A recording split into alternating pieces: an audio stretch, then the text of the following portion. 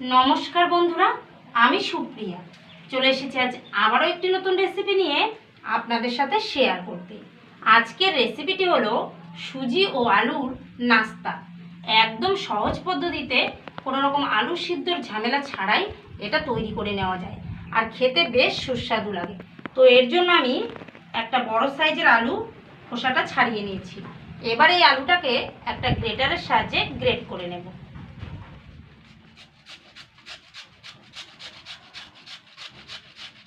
আলুটাকে খুব সুন্দরভাবে গ্রেট করে নেওয়া হয়ে গেল। এবার এর মধ্যে পরিষ্কার জল দিয়ে খুব সুন্দর করে এটাকে ধুয়ে তুলে নেব।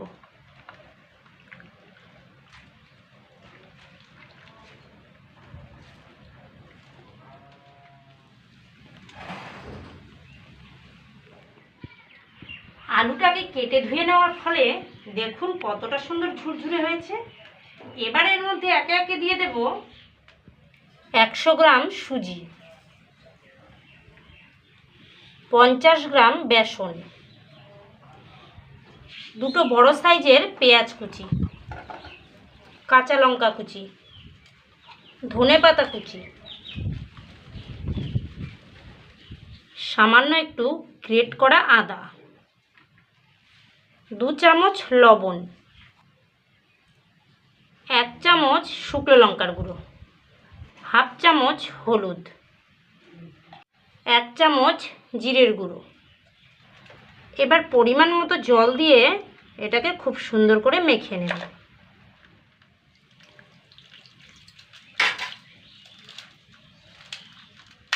বন্ধুরা, আমি এখানে প্রায় আরও 25 গ্রামের মতো বেসন অ্যাড করে নিলাম।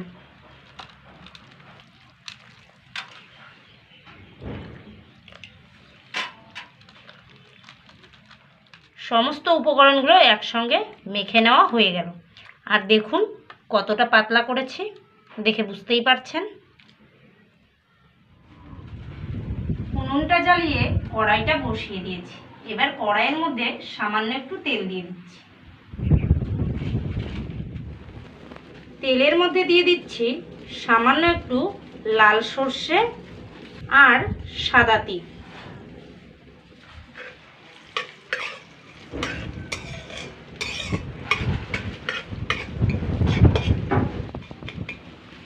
আলু সুজির মিশ্রণটা এবার এর মধ্যে দিয়ে দেব।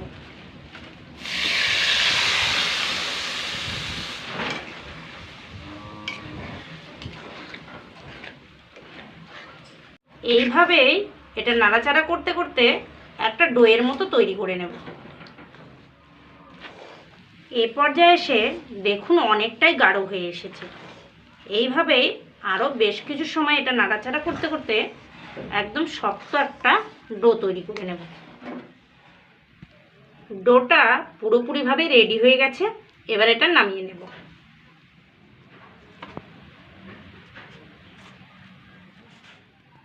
ডোটাকে এবার 2 হাত দিয়ে একটু চাপ দিয়ে মেখে নেব।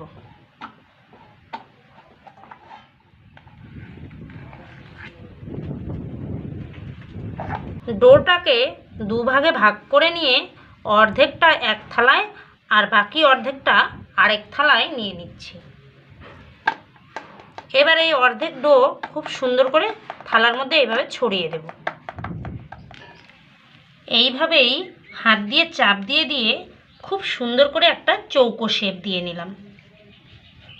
দুটো থালাই এইভাবে রেডি করে নেওয়া হয়ে গেল। এবার এগুলোকে প্রায় 2 ঘন্টার মতো নর্মাল ফ্রিজে রেখে দেব সেট হওয়ার জন্য। প্রায় 2 ঘন্টা পরে ফিরে আসলাম, আর এটা অনেকটাই শক্ত হয়ে গেছে। এবার একটা ছুরির সাহায্যে এগুলোকে পিস পিস করে কেটে নেব।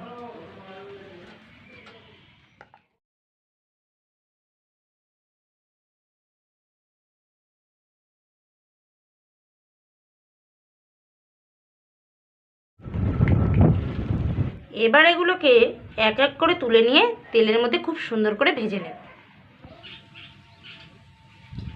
সবগুলোই খুব সুন্দর করে এইভাবে তুলে নিলাম।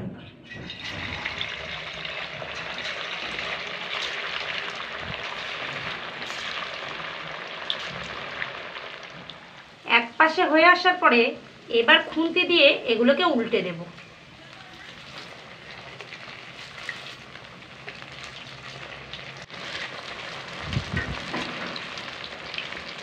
এইভাবে উল্টে পাল্টে বেশ লালচে করে এগুলোকে ভেজে তুলে নেব। এগুলো আমার ভাজা হয়ে গেল। এবার একটা ছাকনা দিয়ে এগুলোকে তুলে নিচ্ছি।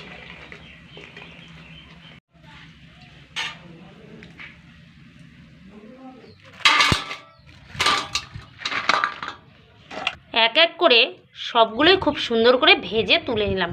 আর দেখুন কতটা সুন্দর হয়েছে, খেতেও কিন্তু অসাধারণ লাগে। রেসিপিটা আমাদের তৈরি করা হয়ে গেল। আর দেখতেই পেলেন কত সহজ রেসিপি। বিকেলে কিছু খেতে মন চাইলে ঘরে থাকা সামান্য কয়েকটি উপকরণ দিয়ে এটা তৈরি করা যায়, আর খেতে বেশ মজাদার। তো বন্ধুরা, অবশ্যই একবার বাড়িতে ট্রাই করবেন, আর কেমন লাগে কমেন্ট বক্সে জানাতে কিন্তু একদম ভুলবেন না। আর দেরি করব না বন্ধুরা, আজ এ পর্যন্তই। পরবর্তী কোনো ভিডিও নিয়ে আবারও আপনাদের সামনে চলে আসব। ততক্ষণ ভালো থাকবেন, সুস্থ থাকবেন, আর এইভাবেই আমাদের পাশে থাকবেন। নমস্কার।